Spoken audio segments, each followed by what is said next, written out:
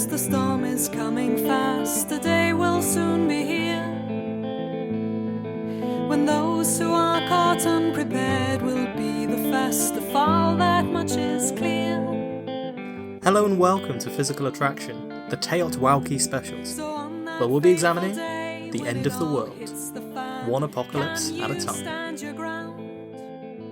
And survive while there's people crying, people dying everywhere around. Welcome to this TEOTWAWKI special of Physical Attraction. This week we're going to be talking about, for our scenario for the end of the world, the favourite of many a rugged survivalist camped out in the deep forests, or busy making new improvements to their underground bunker. If you're restocking with tin supplies, you might be worried about peak oil. Now, this really is a special case of the Malthusian catastrophe that we dealt with in episode 7, but I think it deserves special attention partly for the degree of attention that it's received, and partly because I think it's more likely than a classic Malthusian crisis. So you'll remember from that episode that Malthus was concerned that we'd run out of food specifically, and in my view, our agricultural resources, we've got a greater potential to develop those than our ability to extract fossil fuels from the ground, although I could be wrong on that front. And also, picking this as a separate topic gives me an opportunity to have a rant about renewable energy, which I just selfishly want to do anyway, so there you are. So what is peak oil? It's very simple. Fossil fuels, as we know, are fossilised remains of dead plants and animals buried in the ground. And for that reason, because only so many plants and animals have existed, there can only be so many hydrocarbons, only so many fuels buried in the ground. There can only be a finite amount of the fossil fuels, coal, oil and natural gas. Eventually, production of oil, coal and natural gas is going to hit a peak and then decline as the remaining fossil fuel reserves are harder and harder to extract and more costly to extract. Now, when this decline is observed and people begin to realise that we're running out of the fossil fuels that have driven our electricity supplies and economy for so long, the result will be a spike in the price of fossil fuels, economic collapse and general catastrophe. Tensions in already wonderfully politically stable regions such as the Middle East will rise, and the potential for war will increase. General destruction and devastation. Now, I was just listening just the other day to another podcast, which is the Talking Politics podcast, which is run by some academics out of Cambridge, and one of the theses they had there was that actually it was the price of oil fluctuating in 2002 to 3 that led to the global financial crash that happened in 2007-8, for economic reasons that I have to admit I didn't quite understand just listening to it once. But it does go to show that serious people realise that even tiny things like fluctuations in the price of oil can cause economic devastation in a fragile system like ours. And so, if it ever became clear that we were running out of oil, or that there would only be enough oil left to last for a few decades, then you think people might start to panic. And if production falls, then the price is likely to spiral upwards. So it could cause quite significant economic damage. And then, of course, there's the really apocalyptic scenario, which is that fossil fuels actually run out and we don't have any way of replacing them, so there's no transport infrastructure, there's no electricity production. You imagine that it would cause wars, instability, and there would be serious issues surrounding from that. But not everyone sees things this way. One of the most chilling statements I've ever read is from Dr. Krystof, who is the chief economist for BP, so therefore he does have a financial interest in dispelling rumours of peak oil. But anyway, this is his quote on the subject. He said, quote, "Physical peak oil, which I have no reason to accept as a valid statement either on theoretical, scientific or ideological grounds, would be insensitive to prices. In fact, the whole hypothesis of peak oil, which is that there's a certain amount of oil in the ground consumed at a certain rate and then it's finished, does not react to anything. Therefore, there will never be a moment when the world runs out of oil, because there will always be a price at which the last drop of oil can clear the market. And you can turn anything into oil if you're willing to pay the financial and environmental price. Global warming is likely to be more of a natural limit than all these peak oil theories combined. Peak oil has been predicted for 150 years. It has never happened, and it will stay this way." End quote. I've read this statement dozens of times, and I still can't get my head around what he's saying in the middle here. The whole hypothesis that there's a certain amount of oil in the ground doesn't react to anything. Well, no, but the hypothesis that water is wet doesn't react to anything. At first he seems to be saying that when there's one drop of oil left, the price will be infinite, and so somehow this will be equivalent to never running out of oil. And then the scary Bond villain part that you can turn anything into oil if you're willing to pay the price, which sounds so much like Soylent Green is people that I'm kind of afraid of it. However, I will give Krystof credit for acknowledging that climate change is probably going to be the limiting factor in terms of our consumption of fossil fuels. But I really don't see how the fact that the price might change, or we might develop some way of turning biofuels into oil, none of that's going to change the fact that at some point there's going to be a transition when we run out of fossil fuels. And if we haven't figured out how to reduce our dependence on these fossil fuels, it could be a very bumpy one. But okay, part of what he's saying, and part of what I accept, is that there are new technologies that allow previously untapped reserves to be turned into oil. Hydrocarbon fracking, things like that. I mean, that's for natural gas, but the same techniques exist for oil as well. New methods of drilling and so on. But if these processes are more costly and more time-consuming than ever before, as they're likely to be, compared to the good old days where you could drill into the ground and get flattened by a massive torrent of oil, like in that one Simpsons episode, then you haven't really addressed the problem of declining production and spiking price. I mean, you could almost define a peak oil as being when it's no longer economically efficient to get the oil that's out of the ground back out of the ground because the price isn't high enough. The idea that there will be one infinitely valuable barrel of oil, or that we can just process dead people, animals, and the food crops we need to live into oil, none of that is a particularly comforting prospect for peak oil doomers. Now, this is a very difficult topic to research because the politics of it is so fraught, and it runs the gamut from people who are convinced that peak oil is impossible and will never be reached, and people who are convinced that peak oil has already occurred and we just haven't realised it yet. I mean, it's so much easier to research something like how likely an asteroid is to hit us because people think it's so unlikely that the politicians haven't bothered scoping out the field yet and taking sides and arguing about it. So issues in peak oil arise because obviously the production of oil doesn't follow a neat curve with an obvious peak. There are plateaus, and most of the time, when the production plateaus, people predict that peak oil has already occurred. This happened as far back as 1915, and predictions have been frequent in the decades since. The original model, the Hubbard model of peak oil, suggests a simple curve of rise and decline, as you'd expect for the exploitation of a finite resource. And while it fits the data better than some other models, none of the models have proved especially good at predicting when the peak will happen. Oil production from individual countries, for example, often does follow a decent Hubbard peak, so, it's obvious why. At first it's slow, because people don't know there's much oil there, then everyone gets in on the act and starts selling it, all of the reserves are discovered, production hits a peak, then as the reserves get harder and harder to exploit, or, alternatively, other countries start to compete, the production declines again. So obviously in a globalised world it doesn't necessarily mean all that much. It could just be a statement about individual wells, or maybe production just declines because they're being outcompeted by other nations, rather than necessarily that the reserves have run dry. It could just be that there's more economically viable oil somewhere else, and in a globalised world everything will just flee to where the most economically viable oil is. The other major issue with researching this is that there are so many different statistics that you can relate to oil, and a lot of them are very confusing. So for example, the amount of oil fields being newly discovered, well, that peaked a long time ago, in the 1960s. Back then they found 55 billion barrels of new reserves a year. The rate of discovery in the modern era is around 10 to 15 billion barrels a year, although it has seemed pretty stable at that. The rate of discovery isn't declining. We're currently producing around 35 billion barrels a year. So simple maths might lead you to say, okay, fine, we're producing 35 billion barrels a year, we're discovering 10 to 15 billion barrels a year, therefore the net amount that's in the ground must be going down, according to us at least. But this isn't quite true, and in fact it hasn't proved to be true, because sometimes discovery gets confused between new oil fields and old oil fields. They're constantly exploiting older oil fields in new ways and extracting more oil from them. And estimates for the total amount of proven reserves, the oil that can be accessed, keeps rising. This is kind of counterintuitive. If we're discovering oil at a rate of 10 to 15 billion barrels a year, and we're producing 35 billion barrels a year, how can there be more proven reserves year after year after year?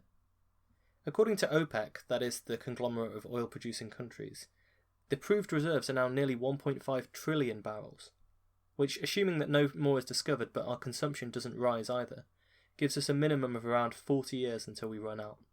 Of course, it could be less if our consumption rises, which it seems like it might. But a lot of people have disputed these OPEC figures, The ambiguity arises in what you consider to be oil that can be extracted and what you don't consider can be extracted. And that's changing because of technology, but it can also change just because of people's definitions.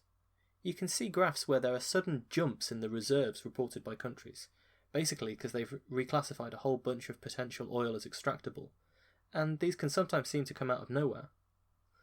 And all of this assumes that people are being honest about what's available, which is highly dubious given the amount of money that can be made out of oil, controlling the price, etc. So you can talk to experts who say that you shouldn't believe this 1.5 trillion barrels figure and, half of it's probably made up or more. And you can talk to other experts who say that figure is far too low and they're keeping it low to boost the price. So it's very, very difficult. And the result is that there are a hell of a lot of figures flying around. And after a while, I kind of started to doubt that any of them is truly reliable. Which is maybe exactly what people on all sides of this divide want, because after all, when the facts are less certain, people fall back on their gut feelings, and that's good for politics. Most people agree that there's far more oil now in unconventional reserves, i.e. not traditional oil wells. So we're talking about things like tar sands, fracking for natural gas, that kind of unconventional reserves. There's more oil in those unconventional reserves than there is left in the oil wells. But whether unconventional reserves could ever replace their more conventional cousins is also a source of considerable debate. For a start, more drilling effort is required, and it's more energy intensive to purify these reserves for actual use. Way back in 1900, much less energy was required to extract the oil than was gained from burning it. The ratio used to be around 100 to 1 in terms of the energy you got from burning the oil compared to the energy you needed to put in to extract it. Now it's closer to 20 to 1, and for oil from tar sands, 3 to 1. So you can see it might well reach a point where we can't obtain decent returns from extracting these unconventional forms of fossil fuel. I mean, if it requires as much energy as you get from burning the oil, it's already pointless, and they'll have to remain in the ground. Yet at least recently, the US has taken over again as the lead producer of oil due to its ability to tap these unconventional reserves. So it's really, really difficult to see where we are. For every expert who tells you that peak oil will never arrive, you can find others who will tell you that it's happened in the next 20 years, that it's already happened, or that it's occurring right now. It's infuriating. But regardless of how infuriating it is to nail down whether peak oil is actually happening now, and we really don't know, it seems clear to me that fossil fuel production is in a similar Malthusian race, if you like, to production of other types of resource like we talked about in that previous episode. It's going to be necessary for new innovations to outstrip the rate of change of demand if we want to avoid a peak oil style catastrophe. And whether that's possible is very much in the balance, both of the rate of change of human innovation and in subtle questions of the economic demands of new methods of production. There are almost too many unknowns to make predictions, and yet, as ever, you'll find plenty of people making confident predictions either way. Personally, I think this is all a little overwrought. Technological developments will change things, of course they will, but it's really just a matter of decades. In the grand scheme of things, we cannot go on using fossil fuels forever, and you'll find very few people who will project the current supplies of fossil fuels lasting beyond, say, 2100. The fossil fuel era is going to be a tiny fraction of human history. Now, as Dr. Rule points out, you could feasibly imagine a future driven by oil where biofuels have essentially replaced all of the functions that oil once had. But at some point, whether it's driven by a scarcity of resources or it just becomes cheaper to do other things, more likely a confluence of all these factors, we're not going to be digging up fossils to burn anymore. But if this happens for factors beyond our control, for running out of oil, will we be able to reduce our dependence on fossil fuels in time? Renewable energy currently accounts for about 8% of world electricity production. Now, this is another frustrating area for statisticians because you can see people quote statistics like, renewable sources of energy account for a quarter of energy consumption. Note, that's energy consumption, not electricity production. So it might be true by some definition, but it usually includes biomass as a large fraction, what's called conventional biomass. Essentially, people who still burn wood on fires to keep warm, things like that. And that's indeed a renewable source of energy, and I suppose it shouldn't be discounted, but it's kind of hard to see how that could replace fossil fuels in an environmentally sound way. So saying that a quarter of the world's energy production is renewable energy is really overstating the potential, and I think it's a bit disingenuous because that's not what people think of when they think of renewable energy. So we're still deeply, deeply dependent on fossil fuels. Nuclear fission power is not a long-term solution because uranium is also a finite resource. It's made by supernovas, and there's only so much of it on Earth. It might buy us some time, especially if it looks like peak oil is drawing near. But, I mean, if you look at the most recent power plant that's been built in the UK, the Hinkley Point reactor, that's already a terrible deal that the government's done. It's going to produce electricity at a far more expensive rate than any other type of power plant, and so I really don't see, unless there's huge government investment, people moving back towards these nuclear reactors because everything else is cheaper. Can we replace our entire energy infrastructure with renewable energy? This is maybe the biggest question facing the species in the medium to long term. A brilliant resource for this, I really can't recommend this book enough, Sustainable Energy Without the Hot Air. You can download it for free online. It's by the late David Mackay, who was a Fellow of the Royal Society in Cambridge. And it's just a wonderful book, Sustainable Energy Without the Hot Air. He explains what Britain would look like if we attempted to supply all of our energy demands with renewables that were generated in this country.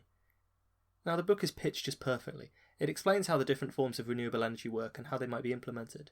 Anyone can read and understand it, and yet there are simple, practical insights that are refreshingly unbiased by political concerns and politics. It's probably the best book I've read on the subject. It's completely driven by the facts. And while Mackay, like anyone reasonable, shows his hand a little with the dedication, quote, to those who will not have the benefit of 2 billion years of accumulated energy reserves, end quote, he's motivated by the science and the numbers, and a desire to cut down on the confusion of figures that's frustrated me when I've been trying to look into peak oil productions for this episode. The whole point is, with simple mathematics, he's illustrating the scale of the challenge that's facing us. Okay, I'll stop gushing, but please read it. You can get it for free online. It's a great read. The challenge is that we need a lot of renewable power. So, covering every reasonable surface in solar panels still might not cut the mustard. To power the UK by solar alone, he estimated we'd need to blanket 20% of the country in solar panels, which could be tricky to say the least. Of course, other sources like wind and hydroelectric power can help out. In reality, our renewable future, should we ever manage to get there, is going to depend on a complex mix of power sources that allow us to compensate for issues like the variability of power output from solar and wind, possibly with a focus on battery storage. Variability is a big issue in the national grid. You have to be able to supply it in such a way that you cope with surges in demand. But these surges can be on different timescales. So, for example, if you have a particularly cold day, everyone turns the radiator on, and there's a surge in power for that day. But there's a huge surge in power at the advertising breaks for popular TV shows because everyone goes into the kitchen and switches on the kettle. We really do work like that on average, and it causes a massive surge in power. And in fact, that's what hydroelectric power plants are often used for. They keep a lot of water behind the dam, and then when they realise that there's about to be a surge because there's a goal's been scored in the World Cup or something, they throw the dam lever and all of the water passes through the turbine and generates all that excess electricity that's needed. But the issue with renewable energy is that, unlike power plants like coal, oil, gas, nuclear, we can't turn them on and off to change with storage. The sun's shining or it isn't, it's windy or it isn't, and that to an extent means that we have a variability problem. One way you can get around it is by building far more capacity than you need, but then we need to blanket even more of the country in solar panels than we would before, so that doesn't quite work, which is why battery storage is such an interesting issue, and it's why so many people are working on it. And actually, a good thing about battery storage is that now that electric cars are beginning to come into their own, people are beginning to think, okay, let's work on better batteries, because there's now an economic motivation for it. And you find that these things, they really only ever get optimized when there's an economic motivation for it. So there might not be a good reason to build a battery for a grid that's made entirely of renewable energy. That's the kind of thing that a university might do, or forward-thinking scientists might do, but a technology company might not see it as a good investment. But building a better battery for an electric car, that's a good investment. So hopefully we'll see some progress in that soon. So covering 20% of this country in solar panels, or 10% in solar panels and 10% in wind farms, this kind of thing's fantastical. I don't think that's ever going to happen. Offshore wind farms can help more, and actually they're currently the cheapest electricity supplies to install in the UK by some margin, but you still need a lot of them. And things like solar panels and wind farms are reaching their theoretical limits of efficiency, although some very clever scientists are looking to get around them in both cases. I actually wrote an article on that for solar panels in case anyone's interested. I'd be more than happy to do a mini episode about it. So people might hear these figures and throw their hands up in despair. I take them as evidence that we're not doing enough. The solutions may eventually need to be more radical, but they need not necessarily involve a massive reduction in consumption, although any reduction in our energy consumption will help. The point needs to be made. The UK is not a fantastic place to put solar panels. If you're going to blanket a huge area in solar panels, what about the Sahara Desert? This is one of the areas where the sunlight intensity is consistently strongest. Global electricity consumption is 17.3 terawatts of power. That is, every second we consume 17.3 million joules of energy. A joule is about the energy required to lift an apple from the floor onto a table. If you had an area of around 43,000 square miles covered in solar panels in the Sahara Desert, it would supply the world's energy needs. That's just 1.2% of the Sahara Desert. I mean, okay, the Sahara Desert is vast and huge and massive, and it's the equivalent of an area bigger than the entire United Kingdom, but if you're a dreamer, it can be done. And it seems more feasible to me than blanketing 20% of every nation like the UK with solar panels. The issues arise from the cost of initially building this massive power plant. $5 trillion was estimated by Forbes, and I see it rising much higher than that because this type of project inevitably does. There's so many costs that come in that you didn't factor in the initial project. It would be more than that. But if we do take $5 trillion at face value, what is that? The Iraq War cost $2 trillion. If you believe that peak oil is going to happen and more similar wars will be necessary for securing the oil supply to the West, then maybe it's worthwhile. Although, let's be honest here, if energy security was the real aim of Iraq, they could have spent the money in far, far better ways. $5 trillion is around a quarter of the US national debt. It's less than the wealth of the richest 2,000 people in the world. Those 2,000 people, if they were willing to invest their fortunes, could fund this. And it's not like this money is going into a black hole.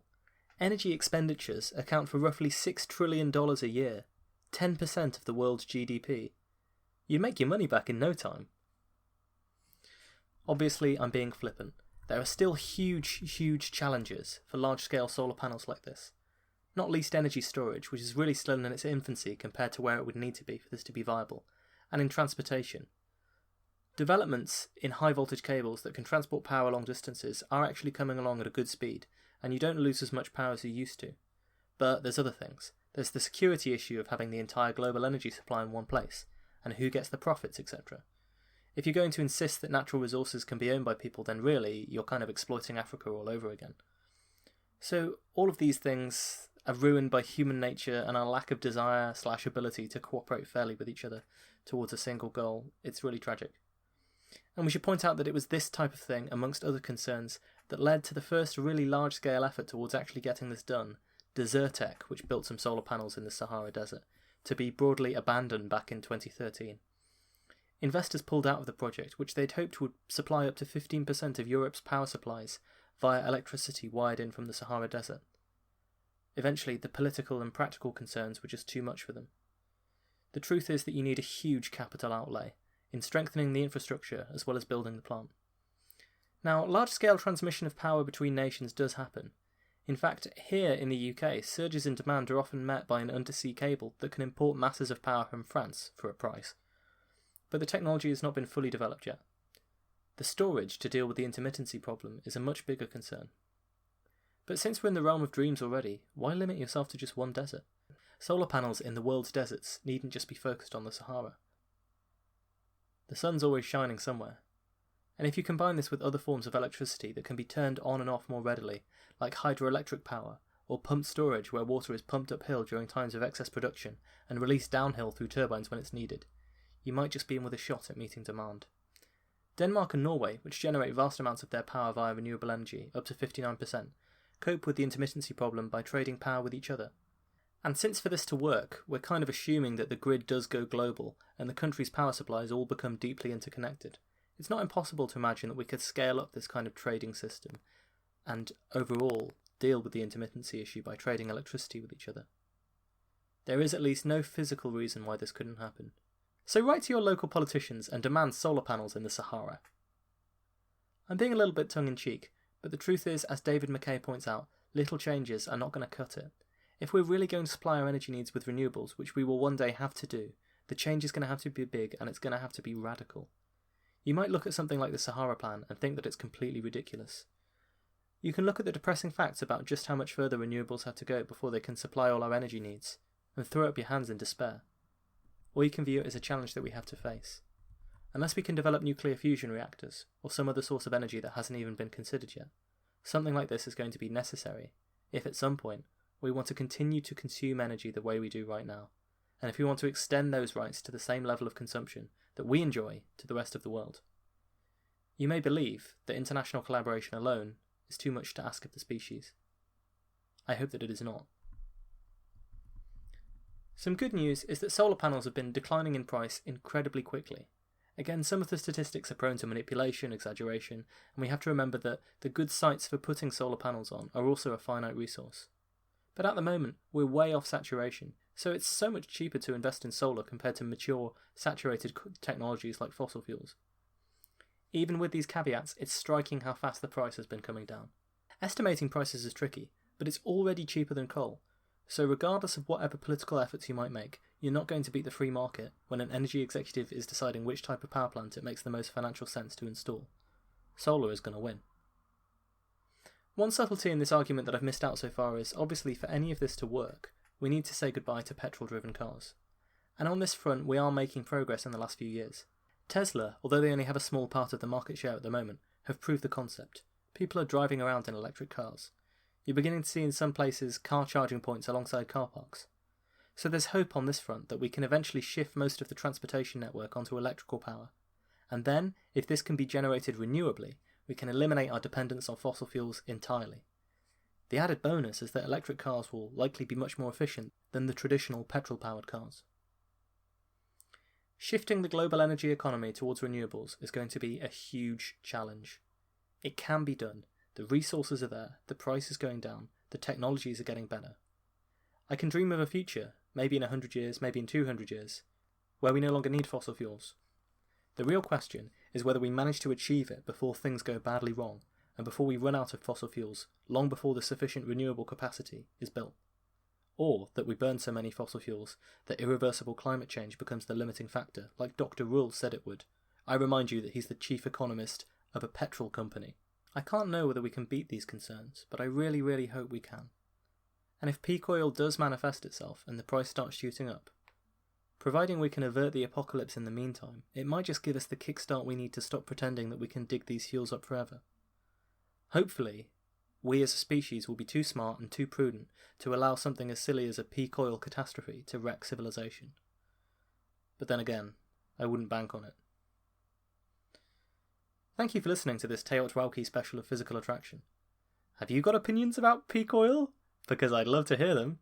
You can contact us on PhysicsPod at Twitter, we're always there. PhysicsPod@outlook.com is another good place. Leave us a review, rate us on iTunes, tell your friends, tell your enemies, anyone we can get on board. It's all greatly appreciated. And of course, if you're thinking, as we're getting towards the end of our countdown, that your favourite apocalypse is missing, why don't you ask me about it and see if I drop hints? Because we're getting into the top 4, and the end of the world's about to get a whole lot scarier. Until then, stay safe.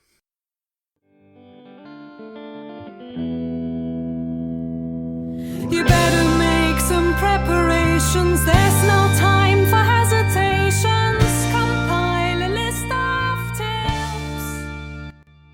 Our theme music is Get Ready for the Apocalypse by Astrometrics. To get ready.